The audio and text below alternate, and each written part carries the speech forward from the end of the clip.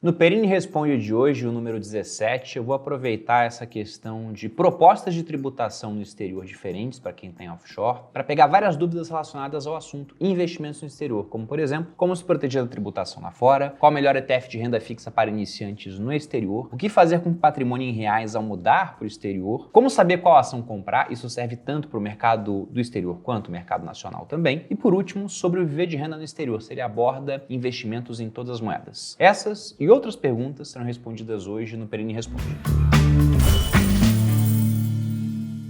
E aí pessoal do Você Mais Rico, aqui quem fala é Bruno Perini, criador do canal, e antes de começar a responder as dúvidas que eu peguei lá do Instagram, muito relacionadas a investimentos internacionais, vou lembrá-los que no dia 9 de outubro nós abriremos a segunda turma do Viver de Renda no Exterior, um curso que é ministrado pelo Fábio Fares. Ele é analista com 25 anos de experiência, trabalhou em várias das maiores empresas daqui do Brasil e também algumas internacionais, mora hoje nos Estados Unidos, é monitor do Viver de Renda já há quase 10 turmas e lançamos no começo do ano o Viver de Renda no exterior, focado no brasileiro, que não é mais residente fiscal aqui no país e quer aprender a investir entendendo como funcionam os impostos para o caso dele. Foi um sucesso, NPS da primeira turma de 91 e agora iremos para a segunda turma. Para quem quiser mais informações, saber o que você vai aprender no curso, há o link aqui na descrição onde você pode se cadastrar. Iniciando agora, pegando a primeira pergunta do Felipe, onde ele manda: como se proteger da taxação sobre ganhos do exterior acima de R$6.000? Primeiro ponto, Felipe, é que não há taxação alguma sobre ganhos do exterior acima de R$6.000 hoje. Inclusive, atualmente você pode vender até R$35.000 por mês. Veja bem, reais, se fosse dólar era para soltar fogos de alegria, sem pagar imposto. E isso tanto em ações, quanto em ETFs, quanto em REITs. Então uma regra diferente da que temos aqui nacionalmente, que coloca lá 20 mil em ações, por exemplo, mas fundo imobiliário e ETF você é tributado. Lá fora é diferente. E nós tivemos uma proposta para alterar isso, foi a MP 1171, aquela que acabou não dando em nada, e agora temos um projeto de lei que visa alterar a tributação no exterior, mas não para pessoas físicas, mas sim para aqueles que investem via offshore, ou seja, o pessoal que abre uma empresa fora para fazer esse tipo de investimento. Então, se você investe como pessoa física, você não vai ser tributado caso tenha mais de R$6.000 de lucro. Na verdade, esses R$6.000 seriam no ano, né? Hoje você pode vender até 35 mil no mês. Então, veja que é uma situação muito melhor do que aquela que foi anteriormente proposta e agora, por enquanto pelo menos, eles só querem mudar para offshore. Lembrando que agora é mais difícil isso acontecer, né? Quando é medida provisória é mais fácil ser aprovado, para de lei é um pouco mais complexo. E para quem quiser mais informações, eu gravei um vídeo específico sobre isso que eu vou deixar aqui, vai ter um card aparecendo. Pergunta 2 do Maxwell: qual a melhor opção de título do público americano para quem quer começar com pouco capital? Bom, com pouco capital ou com muito, você vai ter as mesmas opções de ETF para você investir, porque ao invés de ficar pegando o título individualmente, né, porque lá fora você tem aquilo que nós temos aqui, o nosso Tesouro Direto foi inspirado no Treasury Direct dos americanos, você poderia comprar títulos públicos também. Só que assim como o Tesouro, que só permite que você faça isso sendo cidadão local, tendo um CPF, né? Lá fora, você estrangeiro também não consegue comprar esse título público diretamente. Não por esse programa do governo. De modo que a melhor maneira de comprar títulos públicos, ou renda fixa de maneira geral, na minha opinião, é via ETFs. E você tem vários, vai ter ETF que vai ter só a dívida pública americana soberana, ou seja, do governo, de curto prazo, médio prazo, longo prazo, misturando carteiras. Você vai ter ETF que vai comprar a dívida de empresas. Eu gosto muito desses, mas geralmente tem um pouco mais de risco, um pouco mais de oscilação. E aí, pensando que você é iniciante, que provavelmente ainda entende que renda fixa é fixa, simplesmente uma linha ascendente com pouca variação, mais ou menos como o Tesouro Selic que temos aqui no Brasil, e que qualquer tipo de oscilação, que já vai ser comum, porque lá você vai ter oscilação cambial, então se você ficar olhando o resultado em reais, vai estar sempre diferente, porque o dólar em relação ao real está variando. E embora a tendência de longo prazo seja, na minha visão, de dólar se valorizando contra o real, já que eles crescem mais com menos inflação, no curto prazo o oposto pode acontecer, de modo que pensando no seu caso, a primeira coisa que eu diria, estude para deixar de ser iniciante. E a segunda é falar de um ETF que, na minha opinião, é bem conservador. Na verdade, vou colocar 3 aqui, que eles são bem conservadores, e um deles atualmente, inclusive, eu tenho em carteira. O primeiro deles é o TFLO. Esse ETF ele vai ser o mais próximo que nós temos lá fora daquilo que nós fazemos aqui no Brasil com o Tesouro Selic, porque ele vai pagar para você, ao longo do tempo, a Fed Funds Rate, ou seja, aquela taxa básica da economia americana que é definida nas reuniões do FONC, que é o Comitê de Política Monetária lá nos Estados Unidos. Sendo que vale pontuar que lá fora nós temos uma diferença para os ETFs locais. Aqui no Brasil, os ETFs, eles não pagam dividendos. Na verdade, agora já podem pagar, mas é mais fácil lançarem um novo que vai pagar dividendos do que mudar a maneira como funcionam os antigos. Ou seja, aqui nós temos essa opção, ETFs que não pagam e ETFs que irão pagar. Lá fora, os ETFs pagam dividendos. Então, se você for olhar o gráfico do preço do TFLO, você vai se surpreender, porque você vai ver, nossa, ele falou que é tipo um Tesouro Selic, mas tem uns dentes de vez em quando, né? O que é aquilo? É simplesmente o pagamento de dividendo que sai do preço do ETF, da mesma forma que acontece quando uma ação paga dividendos. Aquilo sai do preço da ação. E se você não sabia disso, bom, você tem que estudar novamente as ações, porque isso é o básico do básico, tá, gente? E aí, continuando, o TFLO é esse que vai te dar Fed Funds Rate. Você pode pegar um chamado BIL também, BIL, que vai trabalhar com títulos públicos americanos, ou seja, do Tesouro Americano, nível mais alto de segurança que existe. Nada é tão seguro quanto emprestar dinheiro para o dono da máquina de imprimir dólares. E nesse caso, são títulos pré-fixados com prazos que variam entre 1 e 3 meses. Ou seja, por mais que eles sejam pré-fixados, geralmente você não vai ter um susto de inflação porque está num período muito curto e até por conta desse período muito curto também ele não vai sofrer tanto com marcação a mercado, que é o que acontece em títulos pré-fixados. E o último é o SHV. O último de 3 que eu estou sugerindo, porque lá fora você tem milhares de ETFs, que vai trabalhar com títulos públicos pré-fixados de curto prazo, mas nesse caso variando, chegando a um prazo máximo de até 1 ano. Ou seja, já há um pouco mais de oscilação no preço do título, porque vamos lembrar que na marcação a mercado, sempre que a taxa do título aumenta, e ao longo do último ano ela tem aumentado por conta das constantes reuniões com aumento de juros nos Estados Unidos, o que acontece com o preço do título é que ele cai. Só que como esses títulos têm um prazo curto, geralmente eles sofrem muito menos com marcação a mercado em comparação a títulos mais longos, aqueles que vão vencer em 10 anos ou em 20, 30 anos, por exemplo. Esses sofrem bastante com essa dinâmica. Pergunta 3 aqui do Tenório, de mudança para os Estados Unidos, todo meu patrimônio em bolsa brasileira, o que fazer? Bom, Tenório, se essa mudança ela não foi repentina, então você fez um planejamento patrimonial um pouco errado, né? Porque se você sabia que ia mudar para os Estados Unidos em um certo prazo, ter todo o seu patrimônio em bolsa é meio problemático, porque o interessante seria levar boa parte desse patrimônio com você, se, por exemplo, você pretende ficar lá durante bastante tempo ou até a vida inteira. Se não é isso, é só uma mudança, porque vai fazer um intercâmbio, 1 ano, 2 anos, aí eu já mudo um pouco o meu discurso. Agora, se não é, se é algo de caráter mais perene, né, talvez até definitivo, então você deveria ter se planejado para poder ter esse patrimônio líquido em mãos para poder investir lá fora. Ou até melhor, já devia estar investindo lá fora desde que teve o plano de se mudar, porque afinal de contas, se mudando, você vai passar a ter despesas em dólar, diretamente. Porque aqui no Brasil você tem despesas indiretas em dólar, já que o preço das commodities está em dólar. Mas lá vai ser direto, moradia, alimentação, impostos, tudo você vai pagar em dólar. Você vai dar um jeito de arranjar uma renda em dólar. E seria muito interessante que você já tivesse algum patrimônio acumulado para poder correr atrás dessa renda e pagar as suas despesas com mais tranquilidade, porque ele está em moeda forte e não na nossa moeda, que até pode se apreciar contra o dólar em alguns períodos, mas que tem uma tendência de longo prazo deletéria. Se a gente volta lá para 94, era 1 para 1. Depois, em 98, 2 para 1. Depois, 3, 4, 5. Chegamos próximos de 6 durante a época da pandemia e vai saber onde estará o dólar em relação ao real daqui a 4 anos. Acho que há muita discussão de como é que vai ser a relação entre as moedas no curto prazo, mas quanto mais alongamos o prazo, mais gente pensa que, olha, o dólar deve estar acima do real por conta de diferenciais de crescimento e de inflação. Para falar o mínimo aqui em termos de diferencial. E aí vem o problema, né? Se o seu patrimônio está em bolsa, quando que você colocou esse patrimônio em bolsa, o grosso dele? Porque você pode estar com um prejuízo grande. Ou seja, esse patrimônio era grande e ele ficou menor, e agora se você vender, você leva menos dinheiro lá para fora. Um segundo ponto é que eu não vejo esse como um bom momento para vender Bolsa Brasil, porque em várias métricas a gente está muito barato. Os juros subiram, preços ativos de risco ele é puxado para baixo. Se a gente pega lá o PL da Bolsa agora, né, o preço por lucro, estamos mais baratos do que no pior momento da pandemia, do que no pior momento da crise do governo Dilma, do que o pior momento da crise de 2008. Então você vai ter comprado Bolsa no momento de preços mais altos para estar vendendo Bolsa no momento de preços extremamente baixos. E se você for sair para comprar, por exemplo, Bolsa lá fora a Bolsa está bem mais cara que a Bolsa Nacional. Tudo bem que sempre haverá um diferencial de qualidade das empresas, né? Você pega só a Apple, ela sozinha é muito maior do que o nosso mercado. Mas mesmo assim, você está vendendo uma Bolsa barata, com um gatilho de valorização, que é a queda dos juros começando aqui agora, para comprar uma Bolsa cara, com um ciclo de juros ainda acontecendo, sendo que nessa Bolsa cara você tem algumas poucas empresas que são extremamente responsáveis pelo bom resultado do mercado nesse ano. E sempre que você tem um sistema assim, onde alguns poucos itens são responsáveis por todo o resultado, basicamente, em termos de melhora, esse é um sistema que ele vai ficando frágil, né? Se você pensa na figura de um sistema descentralizado, centralizado com vários pontos assim, todos interconectados. Se algo acontece com um ponto, ele é minúsculo no sistema inteiro. Já num sistema muito centralizado, onde todo mundo se liga num único ponto, se algo acontece com esse ponto central, o sistema ele vai à ruína. Então a gente pode entender que se a gente pega, por exemplo, retorno das 100 empresas que compõem o Nasdaq, 50% dele está vindo de 6 empresas. Veja o quão centralizado está isso. No S&P, com 500 empresas, né, você vai ter essas mesmas 6 empresas sendo, sei lá, 30% do índice. Tudo bem que eu não consigo pensar em por que uma Apple cairia 10% de maneira rápida, nem, por exemplo, uma Alphabet. A Amazon já dá para pensar um pouco mais porque o preço é bem mais esticado, né? Tá mais envolvida com varejo. Só que mesmo assim, se uma Amazon cai 10% em coisa de poucos dias, garanto que muita gente vai entrar comprando, porque é uma empresa que tem muita qualidade, muitos diferenciais competitivos. Tanto que eu não abro mão de investir lá fora, inclusive nesse momento onde eu enxergo que o preço de várias empresas está mais alto. Só que a maior parte dos meus aportes nesse momento tem sido no mercado nacional. Então o que eu diria para quem tem esse problema, né, quero me mudar e meu patrimônio está aqui, planeje-se para de tempos em tempos ir mandando seu patrimônio lá para fora. Para você, Tenório, o que eu diria é, bom, vá transformando parte desse patrimônio em dólar, não faça isso de uma vez, até porque você pode transformar agora de uma vez, o preço do dólar cai mais, enquanto a bolsa, por exemplo, sobe mais. Então vá fazendo isso de maneira gradativa para evitar pegar um período de dólar muito alto, de bolsa muito baixa, e dê prioridade agora para você ter a maior parte do seu dinheiro no país onde você terá moradia. Principalmente porque é um país com moeda forte, né? Se fosse um outro país, vamos mudar para a Argentina. Eu consideraria deixar boa parte do patrimônio no Brasil, nos Estados Unidos ainda, enquanto você deixa lá principalmente o dinheiro que você vai gastar. Pergunta 4, aqui do Flávio Fagundes. Com esta lateralização do Bitcoin, você acredita que ainda este ano chega a 50 mil dólares? Olha, Flávio, eu não tenho a mínima ideia de qual vai ser o preço que vai bater esse ano. Também não quero ter, não quero ficar prevendo o timing de mudança de preço de criptomoeda. Quanto a essa lateralização que você falou, ela é muito curta. Então, basicamente, temos 2 semanas de preços levemente lateralizados, embora tenha tido aí uma forte subida seguida de uma forte queda no período. Então, tivemos períodos muito maiores de lateralização de fato, com muita diminuição de volatilidade. E eu lembro o seguinte, toda vez que um ativo ele começa a ficar lateralizado, ou seja, os preços mudando em faixas cada vez mais estreitas durante muito tempo, esses períodos de pouca oscilação, eles costumam preceder períodos de mais forte oscilação. E aí pode ser para cima ou para baixo. Agora, por conta do que deve vir ano que vem, eu acho que se a gente entrar num período de lateralização até o final do ano, quando explodir, esse negócio tem que ser para cima. E por que eu digo isso? Porque no ano que vem nós teremos o halving, colocando o contador aqui na tela. Vejam que no momento que eu gravo esse vídeo, faltam basicamente 223 dias para que nós cheguemos ao halving do Bitcoin, ou seja, a diminuição da recompensa dos mineradores pela metade. O que está previsto aqui para o dia 16 de abril. E aí pense nesses mineradores que trabalham em negócios intensivos em capital, que tem que comprar hardware, pagar uma conta de energia cara, e que agora verão sua recompensa reduzida dos 6,25 Bitcoins que ele ganha por bloco minerado para 3,125. Então o cara resolve o mesmo problema e a recompensa vem pela metade. Tem muita gente que talvez não consiga ficar no negócio, a não ser que o preço do Bitcoin comece a subir. Então isso pressiona bastante essa indústria. Por mais que a gente tenha uma oferta de Bitcoins muito grande no mercado, dos 21, né, 19 milhões terão disponíveis, só que nisso você já tira uns 5 milhões perdidos, isso mexe bastante com esse pessoal. E além do que, no ano que vem, o que nós devemos ver é aquilo que já está acontecendo aqui no Brasil. Nós somos o primeiro país a aumentar juros e somos um dos primeiros a começar a diminuir. Então, vários outros países que começaram o ciclo de aperto monetário atrasados, por exemplo, os Estados Unidos, no ano que vem já devem começar a reduzir juros. Lembrando que o mercado reage sempre de maneira antecipada. Então, essa combinação de halving chegando, que além de um efeito prático para mineradores, também traz um efeito psicológico para vários investidores e de queda dos juros, tende a impulsionar os preços para cima. Agora, se isso vai começar a acontecer agora, em janeiro, fevereiro, abril, simplesmente eu não sei. Eu, pro longo prazo, sou otimista com Bitcoin, mas eu lembro sempre que esse negócio é muito novo e que não é porque eu não enxergo uma maneira, pode ser que ele deixe de existir no futuro. Poxa, Bruno, como? Não sei. A primeira pergunta que eu fiz pro ChatGPT, por exemplo, foi essa, né? Você seria capaz de quebrar a criptografia do Bitcoin? E ele falou que não, né? Curva elíptica, muito difícil, bababá. Mas com a inteligência artificial evoluindo do jeito que tá, vai saber como é que vai ser no futuro a questão da criptografia. De maneira que, como eu não sei o futuro, né? Porque se eu soubesse, ou eu teria tudo em Bitcoin ou nada. Simplesmente seria isso. Então o que eu faço? Eu tenho uma parte e tendo a aumentar a minha posição em momentos que eu julgo mais interessantes quando eu olho no ciclo. E esse não é o melhor momento para isso, já tivemos momentos melhores, mas não posso falar que é um momento ruim. Tanto que há poucos dias eu estava comprando. E tendo mais espaço no portfólio, com preços no patamar que estão, voltaria a comprar.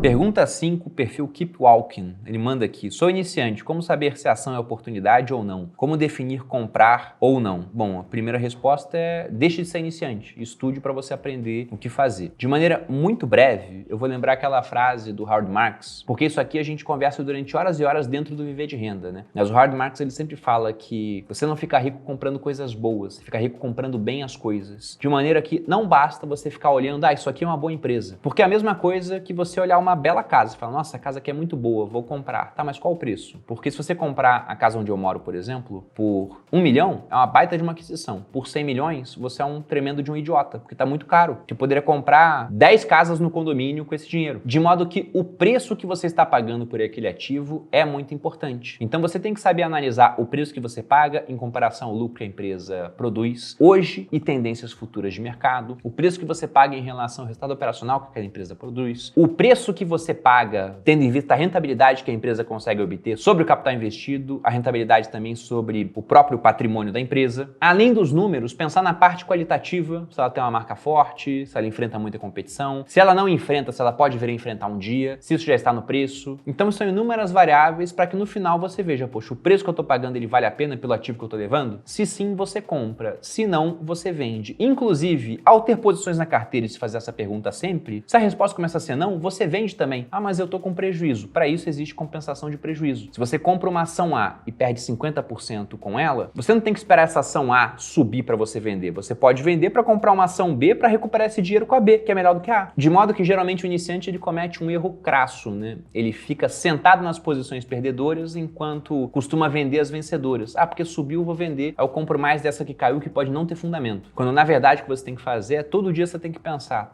se eu não tivesse ação nenhuma, eu compraria essas que estão na minha carteira? Se a resposta for não, então é para você vender. E, inclusive, decidir quando vender costuma ser bem mais difícil do que quando comprar. E é uma resposta tão importante quanto essa que eu introduzi aqui para você. E para ter um cheiro daquilo que eu ensino lá no Viver de Renda, vamos lembrar que tem o quadro Viver de Ações aqui no canal, onde eu estou montando uma carteira do zero. Se eu não me engano, já estou fazendo isso há 14 meses, onde eu explico um pouco do racional de maneira simplificada. Para quem quiser mais informações, faça o Viver de Renda. Pergunta 6. Bruno, o Viver de Renda no exterior é sobre todas as moedas ou está direcionada ao dólar? Evidentemente, todas as moedas é muita coisa. Então não tem todas as moedas. O que acontece é que na hora de investir no exterior, geralmente você vai procurar países de moeda forte. Então quando falamos em investimento, falamos principalmente em você investir usando o dólar ou utilizando o euro, porque para muitas pessoas pode ser mais interessante investir utilizando a Irlanda, com os ETFs irlandeses de acumulação, já que o ETF americano ele vai pagar dividendo e lá você tem tributação de 30% na fonte, sendo que o ETF irlandês é um ETF Total Return, ou seja, quando ele paga dividendo, cai no ETF, ele pega isso e compra novas cotas, de maneira que o retorno do ETF irlandês tende a ser maior no longo prazo do que o retorno do ETF americano. Mas eu quero viver da renda do ETF. Aí você vai preferir o americano. Mas são escolhas que serão feitas, né? Depende de onde é a sua residência fiscal principalmente. E essa, na minha visão, é a principal diferença do Viver de Renda no exterior para outros cursos que vão te ensinar a investir no exterior também. Porque o Viver de Renda, o tradicional que está na turma 22, te ensina a investir lá fora via mercado americano diretamente. Mas sempre que eu falo de investimento lá fora no Viver de Renda, eu explico a parte de tributação para o residente fiscal do Brasil. Ou seja, para você que paga impostos aqui no nosso país. Agora, se você é brasileiro e está morando na Itália, você vai pagar imposto na Itália. Se você é brasileiro e mora na Espanha, você vai pagar imposto na Espanha. Se você fica sem vir aqui ao país durante 1 ano, você já deu saída definitiva aqui. Já está feito. Embora você não tenha mandado nada para a Receita, é o que acontece. De maneira que você não está pagando mais imposto aqui. Para investir aqui vai ser uma treta. Você vai ter que ter conta do domiciliado no exterior, que é uma estrutura cara, não permite várias opções. Então é melhor investir lá por fora. E nisso você vai investir em moeda forte. Aí, poxa, Bruno, mas eu moro na Austrália, como é que eu vou aprender a parte de imposto? Está ensinado no curso. Mas eu moro em Angola, como é que eu vou aprender? Está ensinado no curso. Eu moro em Portugal, como é que eu vou aprender? Está ensinado no curso. Moro nos Estados Unidos, é o país onde tivemos mais alunos, está ensinado no curso. Ao todo, foram pegos casos de tributação de 25 países diferentes, que eram os 25 países dos alunos que fizeram parte da turma. Se entrar um 26º país, por exemplo, o Fábio ele vai correr atrás do caso de tributação daquele país para que você possa entender como é a parte de imposto. De maneira que aquilo que afasta vários investidores do mercado vai estar resolvido. E quando eu digo que afasta, eu tenho certeza que você ou se identifica ou conhece alguém que vai se identificar com essa história. Aqui no Brasil, por exemplo, até muito recentemente, acabou de mudar essa regra, se você comprasse uma única ação, um único ativo em bolsa de valores, só comprasse, não tinha nem que vender, você já era obrigado a no ano seguinte declarar imposto de renda. Então se o pessoal começava a estudar bolsa lá por outubro, novembro, muitas vezes o cara falava, não, eu vou esperar virar o ano para começar a investir, porque eu fico mais um ano sem declarar imposto de renda. Sendo que declarar é diferente de pagar. Declarar é só você ter que preencher uma declaração. O que é chato chato, trabalhoso para quem tem muito patrimônio, faz muita coisa, mas para boa parte dos brasileiros é um negócio chato que é rápido de ser feito. E mesmo assim o pessoal evitava começar a investir por conta do medo da declaração, não era nem questão de tributação. E lá fora a mesma coisa acontece, então tem muita gente que está perdendo dinheiro em um mundo que tinha uma inflação bem baixa, mas agora tem que ter uma inflação mais alta, até por contexto geopolítico. Todo mundo comprava as coisas da China que chegavam no país atravessando o Atlântico Pacífico por um preço menor que se fosse feito lá mesmo. E agora o pessoal quer tirar as cadeias lá do Sudeste Asiático para colocar mais perto por conta de motivo geopolítico. E ninguém comprava da China porque adorava o Xi Jinping, achava que ele tinha um belo sorriso, porque era mais barato. E agora, produzindo mais próximo, vai ficar mais caro, porque o custo da mão de obra é mais caro. Com isso, a inflação vai ser mais alta. E o reflexo disso é que nós temos um mundo novamente com juros positivos, porque vivemos praticamente uma década com inflação acima dos juros. Juros zero, inflação de uns 2% na média. Agora a inflação tá uns 4 por aí, né? E você tem Estados Unidos com juros de 5,5%, Reino Unido com juros acima de 4%, zona do euro mesma coisa, Brasil com juros de 13%. Então uma nova era, onde vale muito a pena você aprender a investir, porque as penalidades para quem não sabe ficam mais pesadas e os ganhos para quem sabe ficam maiores. E para acabar aqui, algo que não é uma pergunta, é um agradecimento, mas ela dá um ponto interessante, que é do Jai SP Duarte. Ele fala o seguinte: 6K de volta na restituição. Obrigado. Eu que agradeço a confiança. E como é que ele conseguiu esses 6 mil reais de volta na restituição do imposto de renda? Muito provavelmente ele está me agradecendo porque ele fez uma previdência PGBL. Provavelmente ele tem uma renda como pessoa física que coloca ele na faixa mais alta na tabela de imposto de renda para pessoa física, uma tributação de 27,5%. E aí se ele tinha uma remuneração anual de 100 mil reais, esses 100 mil cairiam nessa alíquota, há aquele redutor da alíquota, né? Mas quanto maior a remuneração, menos diferença ele faz. E aí ao fazer um PGBL, ele pode pegar até 12% desses 100 mil que ele ganha no ano, a renda tributável dele, investir aquilo num PGBL e diminuir a base tributável, porque agora a alíquota de imposto não bate mais nos 100 mil, vai bater em 88 mil, porque ele investiu 12 num PGBL, sendo que se ele fez isso na nossa previdência, na Arca Grão Multimercado, imaginando que esse dinheiro entrou no último dia do ano, porque tinha que ter entrado até 31 de dezembro, então temos a performance desse ano, que no momento que eu gravo esse vídeo, tá em 123,56% do CDI. Ou seja, ele pagou menos imposto, por isso ele ganhou essa restituição de 6 mil reais, ele investiu esses 12 mil reais aqui, nessa conta fictícia que eu fiz, em algo que está subindo mais de 120% do CDI, e esse imposto que ele deixou de pagar hoje, ele só irá pagar no futuro, quando ele for usar esses recursos. Aí ele paga imposto não apenas sobre o rendimento, mas sobre todo o dinheiro que ele investiu. Só que ele deixa de pagar imposto muito alto, 27,5%, para pagar um imposto baixo no futuro, sendo que o dinheiro vai ter trabalhado para ele durante 10, 20, 30 anos. E quando for pagar, na tabela regressiva, pode chegar ao mínimo de 10%.